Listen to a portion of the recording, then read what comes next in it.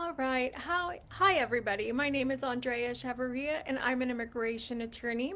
Apologies. I know we were going to start at 7, and I was having a little bit of technical difficulties, but we're finally live. So today I want to talk about citizenship. I know that there are people who are thinking of becoming US citizens, and so I'm here to answer some questions. So, one of the questions that I've gotten is why is 2025 considered a pivotal year for citizenship? And that's a really great question. Well, one, we are seeing a lot of policy changes in terms of immigration. I know some people are frustrated and they want to see different changes. And so this is really an important theme that has come up this year in terms of what are our immigration laws? Are they really functioning for us? And what can we do? And so I know a lot of lawful permanent residents want to use their voice, and what better way to use your voice than to become a US citizen and to vote? So, this is very important for a lot of people, and I think this year is really an important year if you want to use your voice to become a US citizen. And don't forget that midterm elections are coming up next year, which time flies, time goes by very quickly. So, if you are a lawful permanent resident and you're thinking, I want to use my voice, I want to vote, um, this is the perfect time to do it. Now, another reason why lawful permanent residents might want to apply for citizenship now is because of the fear of what may happen to me as a lawful permanent resident. We've had clients call us. There's a lot of misinformation out there in social media, and a lot of lawful permanent residents are scared that their residency is going to be taken away or that they're not going to be able to come back into the United States. I know a lot of lawful permanent residents, when they're traveling back into the United States, get placed in secondary inspection. So, again, there's this fear and concern of what may happen. So, 2025 really is a pivotal time to become a US citizen if you have that opportunity. Now, another question that we get is how long does the citizenship process take and what are the current wait times? Well, that's going to depend by your local office. So I'm based in Dallas, and our local U.S. Citizenship and Immigration Services office is located in Irving, Texas, which is a little outside of Dallas.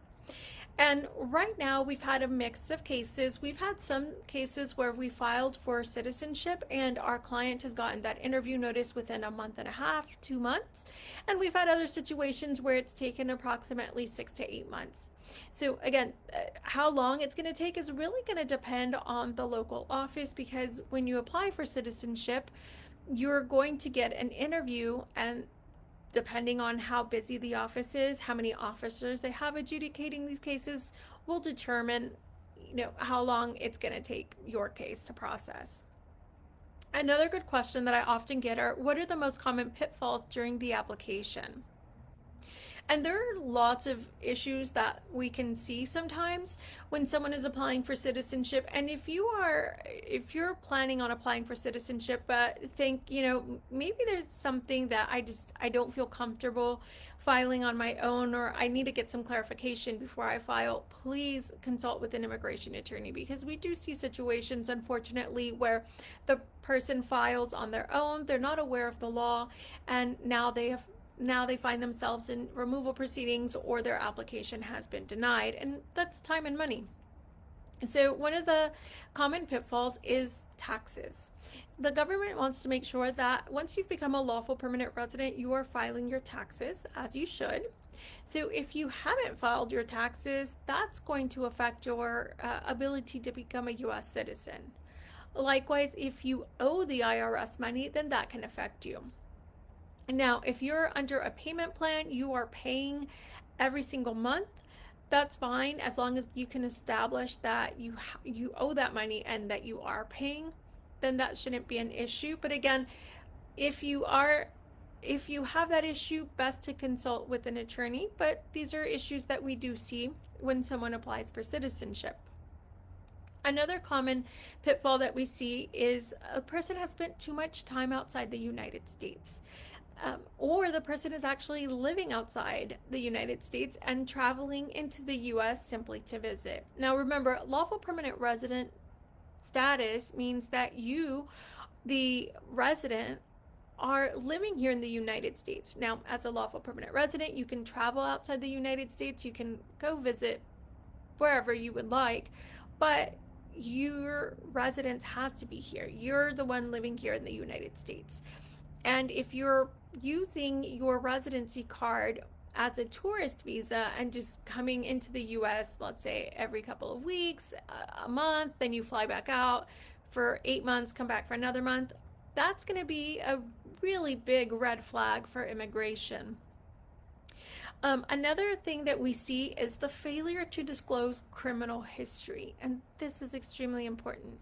It doesn't matter if the arrest happened 20, 25 years ago, you disclosed it when you became a lawful permanent resident, you're still going to have to disclose that in your citizenship application. And if you have had an arrest, if you've been convicted of a crime, please consult with an immigration attorney before filing your application. Unfortunately, we've seen situations where the individual, uh, committed a crime maybe 10 years ago. Person already had their residency card, and they didn't realize that that offense, that criminal offense, actually makes them removable from the United States. So it's very important if you have some criminal history to consult, because the last thing you want is to end up in removal proceedings and potentially end up in a situation where you are deported from the United States. So that is something that we do often see. Um, Now, another question that we get is, what is required for citizenship eligibility? Now, the most common is once you become a lawful permanent resident and you've already had your residency for 5 years, at that point you can apply for U.S. citizenship. Now, if you've had your residency for 3 years, you have a U.S. citizen spouse, then at that point you can apply for in 3 years instead of 5 years, and you have to establish that you're still married to the person and provide evidence of that bona fide marriage. So those are the two most common that we see. Now, there are situations where someone is automatically a citizen, and that's either through uh, they've acquired it because their parent is a US citizen, or maybe the grandparent is a US citizen. So if you have a parent who's a US citizen, or maybe even a grandparent, you should consult with an immigration attorney to see if maybe you are a US citizen. We've had situations where the person didn't even know that they were US citizens.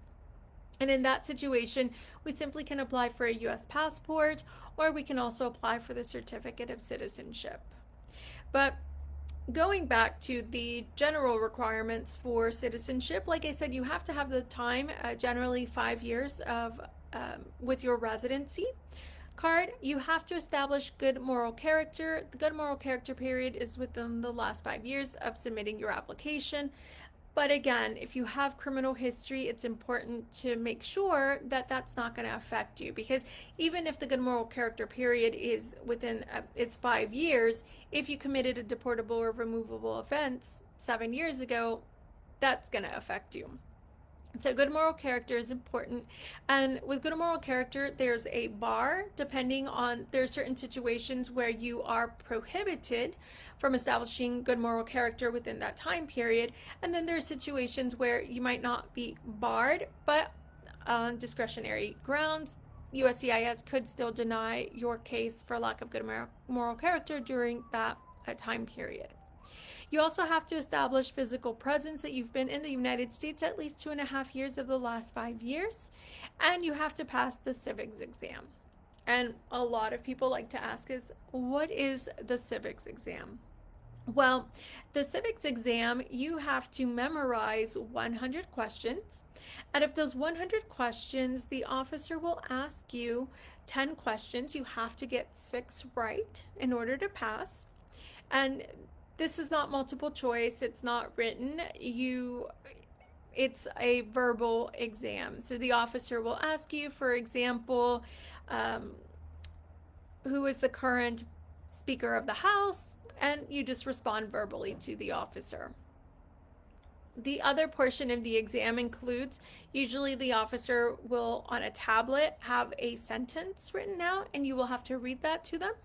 And then on that same tablet, they will ask you to write a sentence, which you will write on that tablet. And that basically entails the exam. Now, the officer is also going to go over the citizenship application with you